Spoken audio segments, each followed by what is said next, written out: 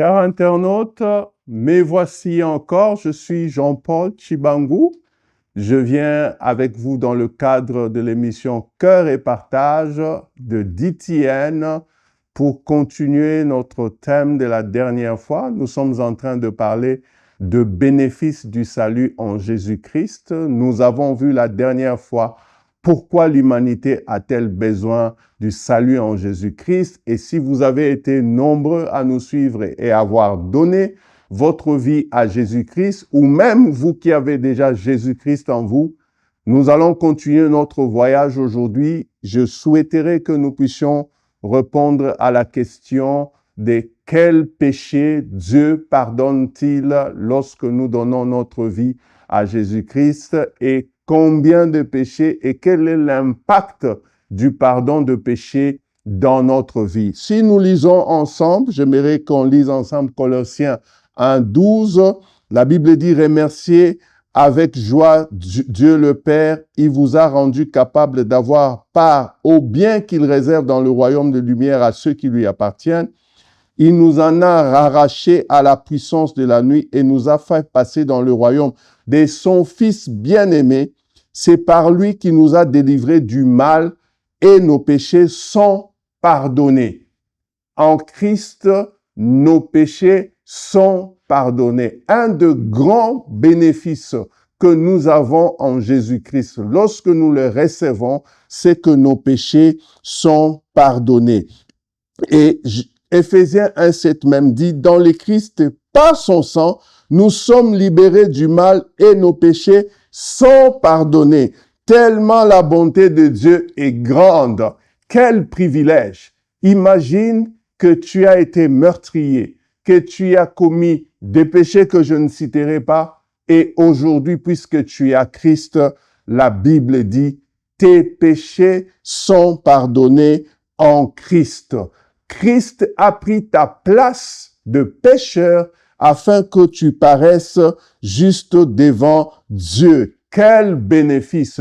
J'aime donc le salut en Jésus-Christ parce qu'il nous offre ce grand bénéfice du pardon de péché. Alors, c'est important pour nous de regarder cela parce que nous allons aussi déduire de ce pardon comment est-ce que nous pouvons manifester également ce pardon dans notre vie. Alors, avant cela, j'aimerais vous dire quelques points que le pardon de Christ nous apporte dans la vie. Premièrement, j'aimerais que vous sachiez que le sang de Jésus-Christ, par son expiation, nous assure les pardons. La Bible dit dans Matthieu 26-28, « Oui, ceci est mon sang, le sang de l'alliance des dieux.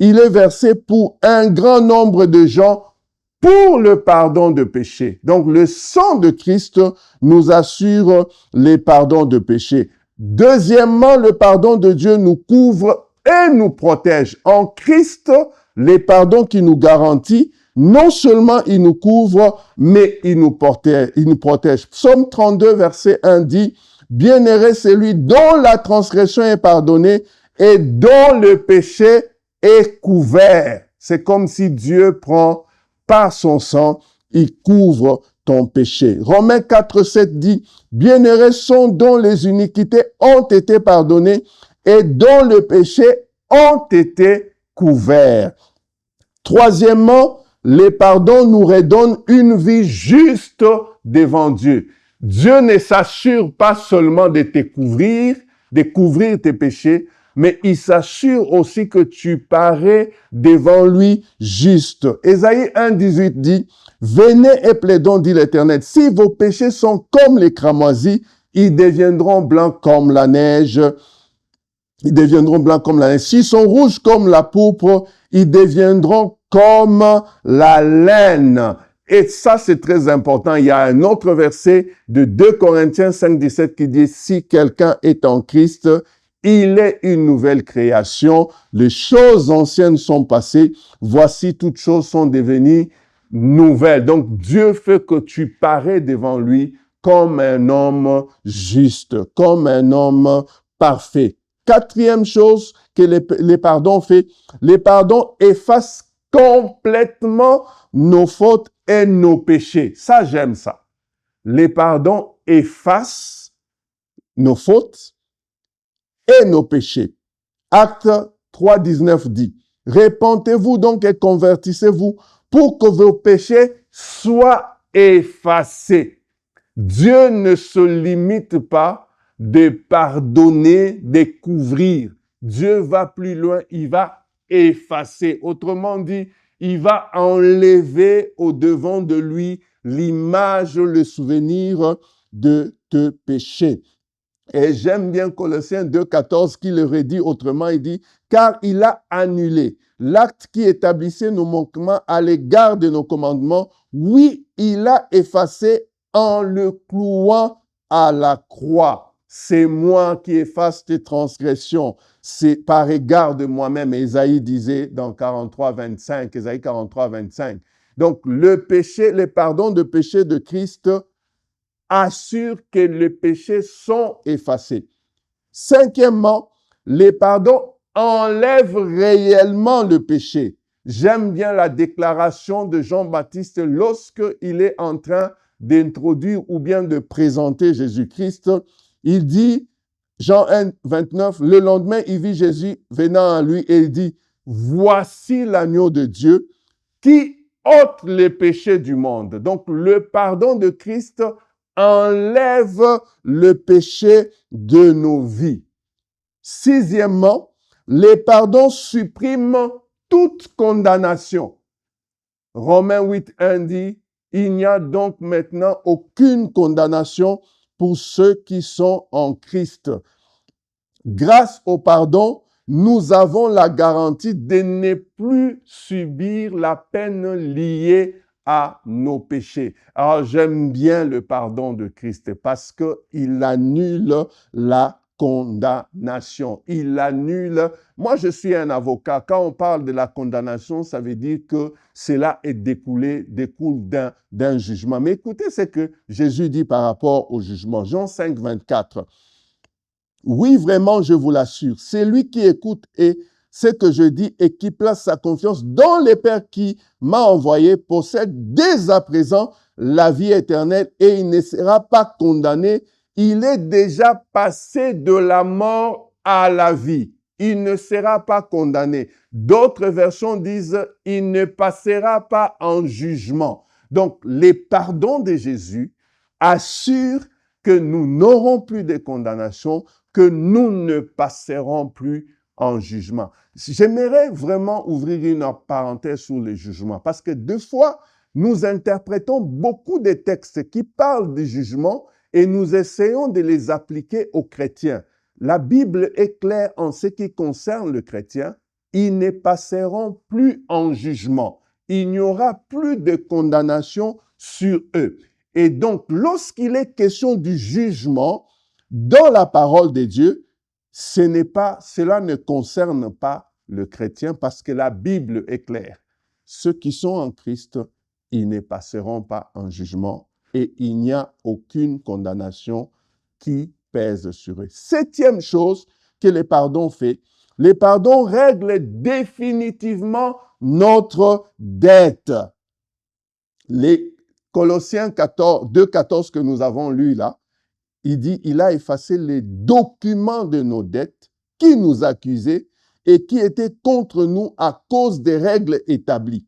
Il l'a détruit en le clouant sur la croix.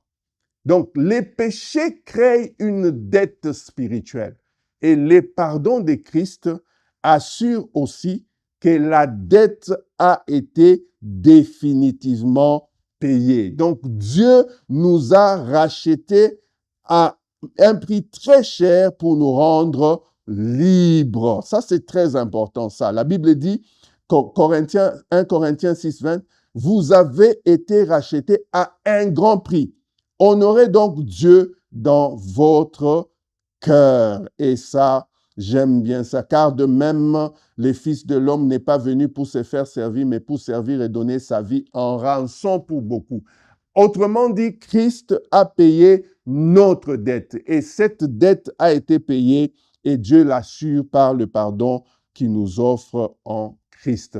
Huitième chose que le pardon nous apporte, quand Dieu pardonne, il ne se souvient plus et ne tient plus compte. L'effacement de nos péchés signifie aussi que Dieu ne se souvient plus. Et j'aime le verset d'Ésaïe 43, 25 qui dit « Mais c'est moi qui efface les transgressions, par égard à moi-même, je ne tiendrai plus compte de tes péchés. » Il y a même des versions qui disent « Je ne prendrai plus en considération tes péchés. » Quand Dieu te pardonne, non seulement il efface, mais aussi il ne tient plus compte de tes péchés. J'ai l'habitude de dire, même s'il arriverait à Dieu de se souvenir, il n'en tient plus compte. Mais la Bible dit au sujet de souvenirs aussi, il dit, je ne me souviendrai plus de vos péchés. Donc, c'est très important de savoir que quand Dieu nous pardonne, il ne se souvient plus de nos péchés et il n'en tient plus compte. La dernière chose que je voudrais dire sur le pardon, parce que c'est une des questions qui nous est souvent posée, combien de fois Dieu nous pardonne-t-il? Est-ce que Dieu nous a seulement pardonné les péchés passés ou au moment où nous avons cru, il nous a seulement pardonné ce péché-là? Que dire de péché à venir? Parce que c'est une des questions qui en tout cas, moi, je me posais cette question. Je croyais que chaque fois que je péchais, j'avais encore besoin de Jésus-Christ parce que Jésus, quand je l'ai reçu, il avait pardonné mes péchés. Et quand je pêche encore, j'ai besoin encore de le recevoir parce que je ne sais pas, je dois assurer qu'il pardonne mes péchés. Et je crois que la Bible répond à cette question-là. J'aimerais vous lire ces textes de Hébreux 7, 27. Les autres grands prêtres sont obligés d'offrir chaque jour des sacrifices, d'abord pour leurs propres péchés, ensuite pour ceux du peuple. Lui n'en a pas besoin, car il a tout accompli une fois pour toutes en s'offrant lui-même. La question, c'est que combien de fois Jésus a accompli le pardon de nos péchés ou combien de fois Jésus s'est donné pour le pardon de nos péchés. Il s'est donné une fois pour toutes. Et cela assure que nos péchés, au moment où nous avons cru, sont pardonnés, mais que aussi des péchés que nous allions commettre sont également pardonnés. Est-ce à dire que nous devons continuer à pécher? Ce n'est pas ce que nous sommes en train de dire, mais nous sommes juste en train de vous assurer que le pardon de Christ vous assure pas seulement les pardons de péché au moment où vous avez cru, mais également de péchés que vous pouvez commettre dans l'avenir. C'est pour ça que 1 Jean 1,9 dit, si tu confesses, il est juste fidèle pour te pardonner et pour te purifier de toute iniquité. Parce que la Bible prévoit qu'il est possible que nous puissions pécher. Et dans ces cas, si nous péchons, nous devons juste nous confesser et Dieu nous assure qu'il est fidèle et juste pour nous pardonner. Dernière chose que je voulais dire sur les pardons, c'est que les pardons en Jésus-Christ est éternel. Hébreux 9, 12. Il a pénétré une fois pour toutes dans les sanctuaires. Il y a offert non le sang des boucs ou des veaux, mais son propre sang. Il nous a acquis un salut éternel. Le pardon est éternel. Le salut est éternel. Quand tu as été sauvé, Dieu t'a assuré un salut éternel. C'est très important. Donc, le salut est éternel, le sacrifice est unique, le sacrifice est valable pour toujours et le pardon est définitif. Hébreux 10, 12 dit, Christ lui a offert un sacrifice unique pour le péché, valable pour toujours, et il s'est assis à la droite de Dieu.